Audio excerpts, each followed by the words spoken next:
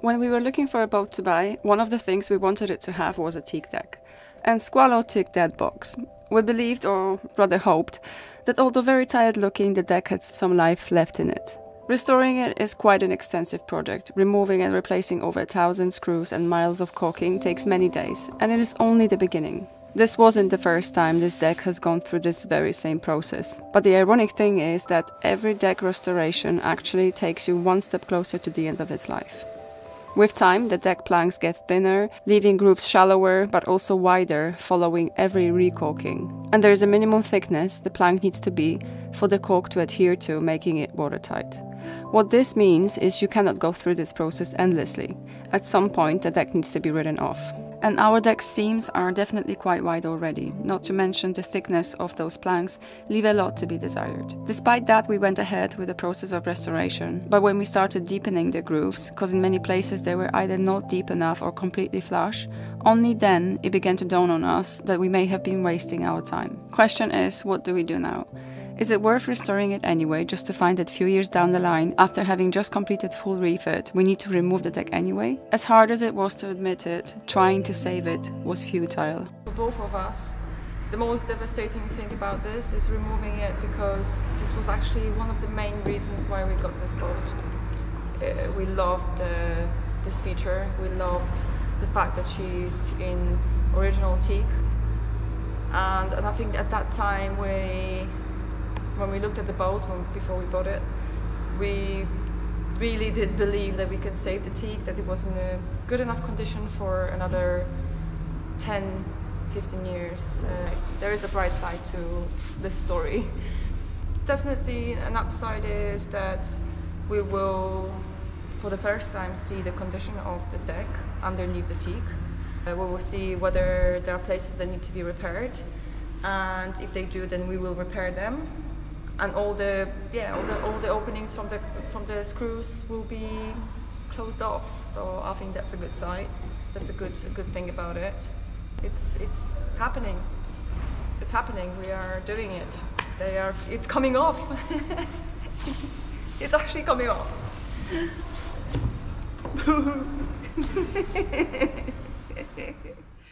All this time removing caulking in vain. That's actually the first screw off. So much work.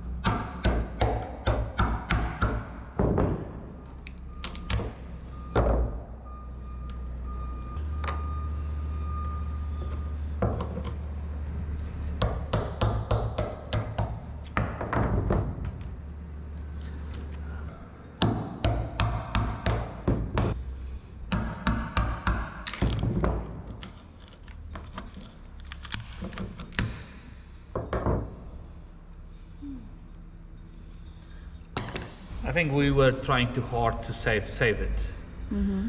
Anyone on our position will do it this. Will remove it this, like, I don't know, on the very beginning, first day we're in the shed. Yes. You would start taking this out, but we were told try not to open the can of worms. That's what they said. Just keep it as it is. And I think this is the good call right now. This is us trying to convince ourselves that we are actually making a good decision. Yeah, from the last few days. The last few days we've been going over and over the reasons why we do this, what's good about this, just to make ourselves feel a little bit better. It's still heartbreaking.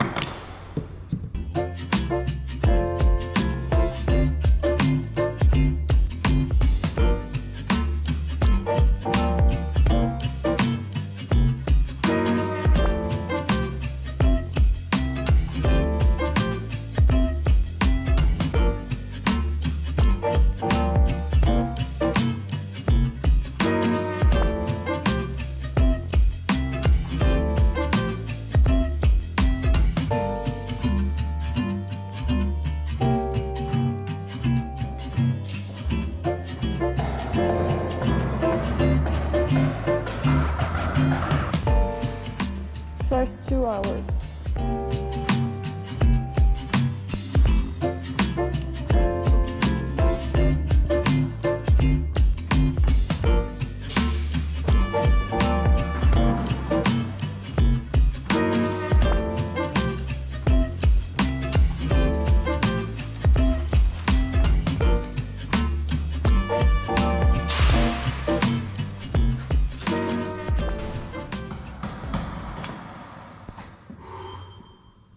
I don't feel my back. Oh. Still think it's a good idea? Yeah, I believe it's a brilliant idea, you know? Especially when we can see right now what was underneath that TEAK deck. It was a good call, you know? We should have made a decision like last year and just do it. Yeah. But you know, to be honest with you, we follow our heart and we thought we're going to save this TEAK. Like the idea of the TEAK on the boats. It's giving the boat a bit of character, and on the beginning it was like heartbreaking, you know, just thinking about we have to take it off. Right now, if I have to do it again, I will do it again, definitely. So it's good we start doing this. It's just a shame that we made that decision so late in the project. Yeah, that's true. But better late than never. It is what it is. As long as we can still smile and we have fun here, yeah, that's fine, yeah, brilliant. Is this what fun looks like? Come on.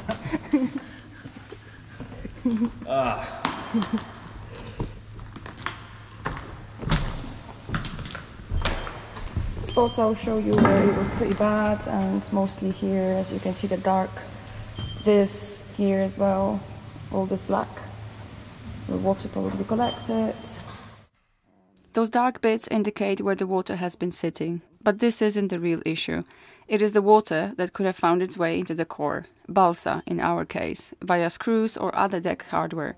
And if it sat there long enough, the balsa wouldn't only get wet, it could have rotten. But let's not get ahead of ourselves and start panicking now. Such scenario is probably quite common across all the boats, which were constructed with so-called sandwich decks, which is basically some core material like balsa or foam sandwiched between two layers of fiberglass. What we've got at the moment is just the cockpit left and this little bit. Yeah. That's where we are at the moment. That's where we are.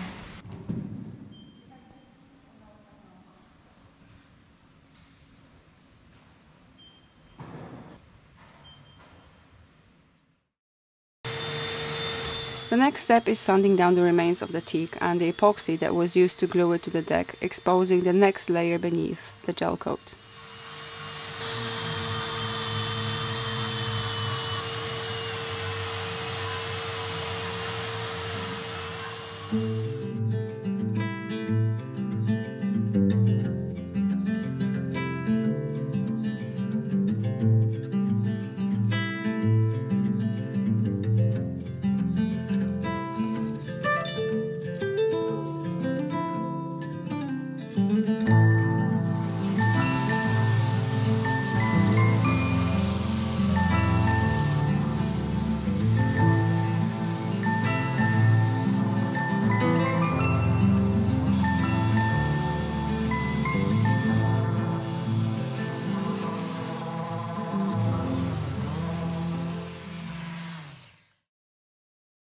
Yesterday we spent most of time removing the leftovers of teak, which is glued to the deck with the epoxy. How was it? Well, it was a little bit more difficult than we imagined, actually. The epoxy is not coming off that easy.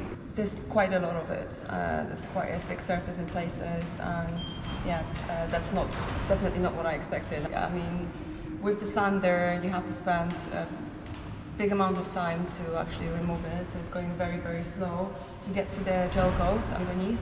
We discovered that the TEAK deck, which we removed, it wasn't the first one, it was the second one. And we will show you the proof, like the holes. We have those double amount of penetration to the deck by screws, the old ones and those ones which we removed. So basically somebody, after removing the first deck, they put the second one on a thick layer of liquid epoxy, and that epoxy is just driving us mad right now. So how we work with this right now is I'm starting to remove this really big residue of a teak with angle grinder and flap discs, which are 40 grit. That's so far the best method. After using the angle grinder, we do use also the belt sander with 40 grit sandpaper, which is taking, you know, another layer and just making, you know, all of those marks from the angle grinder. So she's just like cleaning them off, and then I go over it. It's following, and she's doing really nice and clean. I'm giving the final touch. Well, not final, but for today, final touch. Which this part, when it's done after those 3 goes with different sanders, it's looking actually quite good, you know, better than I hope it's going to look actually. So far I think we had that feeling when we started removing the teak, you know, it was just heartbreaking because we wanted really to keep it, but right now I'm happy with done it, you know. Yeah, I've come to terms with it as well, and I'm actually quite glad. And also, you know, Squalo is 42 right now. Yes, we always say 40, she's actually 42. She's 42, so whatever you can read in all the articles or, you know, on the web, you can find the information. That's true. The TEAK deck will last 20 years. So she's 42. And we thought that this teak is 40, and we thought, what an achievement. Well, turns out it isn't. It isn't. So we should, I think, start right now and see how far we can go today. Yeah. Because we still have plenty to do. But like with every project on the boat, you know, it's looking bad. It's a lot of dust, a lot of work, a lot of swearing. But on the end of the day, when it's done, and we don't have to worry about this again. So let's do it. Yep. Yeah. Let's get on with it.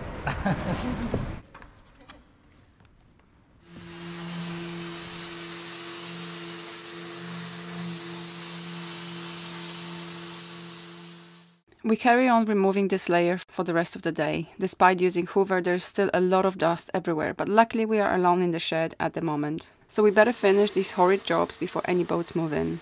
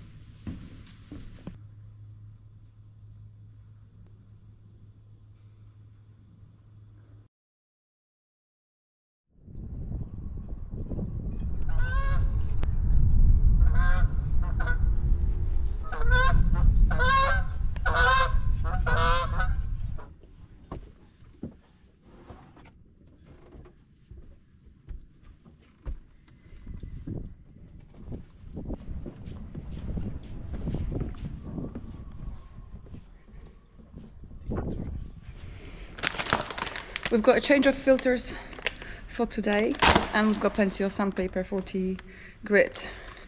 And we are going to need it as we continue sanding the deck. So we got to cut through that gel coat all the way to fiberglass. That's right, instead of leaving the gel coat as it is, we take it one step further and sand it down to bare fiberglass. This way we will be able to spot and address any problematic areas. With the gel coat in place, the deck appears to be in pretty good condition, but there may be underlying issues not immediately apparent, like this right here, for instance.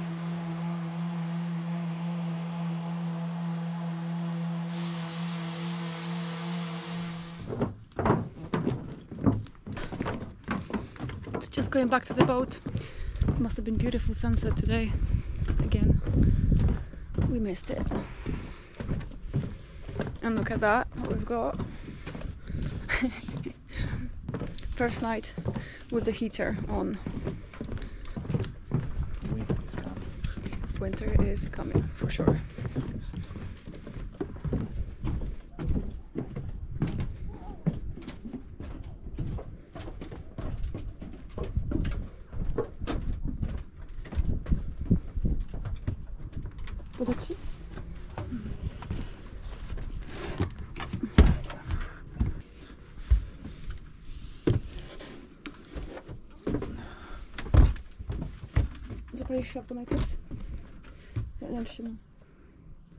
Okay, we need more light on this boat for sure. I mean, look at that. This is the best we can do for now.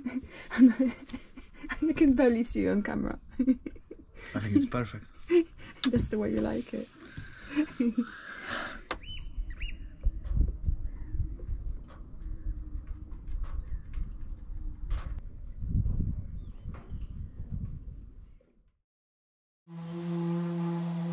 Yet another day of gel coat removal, and let me tell you, this project is not a day's work.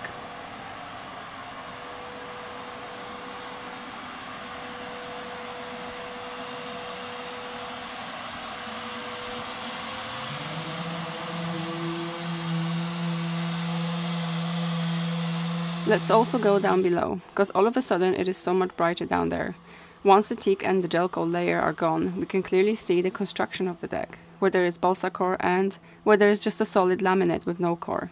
The sun shines through those bits. In fiberglass boat repairs, the author says that a good builder will make a transition from core deck to solid laminate for hardware installation at the deck edge. In fact, I looked at the builder's drawings from back when they built Squalo, and that's exactly the method that was used. Balsa edge is clearly marked on it, the outer edge being solid fiberglass. And it's done for mainly two reasons. That way the water is not introduced through fastener holes, and also the high compression loads from deck hardware won't crush the core material.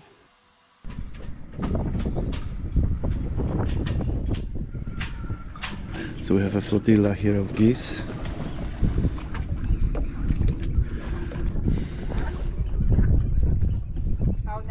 A couple of weeks later, we were back in the shed for just a day. Just as we left it. We are gradually making headway with this project. Ziggy is carrying on with gel coat removal. Surprise, surprise. While I am about to get rid of the last bit of teak in the cockpit. Why we never removed it? Well, I guess we left it till last since it was in the best shape compared to the rest of the deck, and we weren't really sure whether we wanted to keep it or not. Well, you know now what we decided. It is also the only place I didn't remove old caulking, so the planks here resist a little bit more. And although we mostly use chisel and hammer for this, I personally would suggest using multi-cutter as well. So when your deck has been glued using so much epoxy, like in the case of Squalo, the chisel method used here, well, it can sometimes damage the top skin, leaving you with more repairs which will have to be addressed later on. Not every deck is bonded using epoxy. Some were holding on with screws only, and removal of it would probably be more straightforward.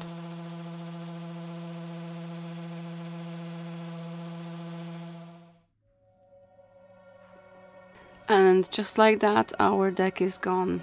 Once we remove those last bits of gel coat, we will need to take care of the much needed repairs. And I cannot help but ask myself, did we in fact open up a can of worms here?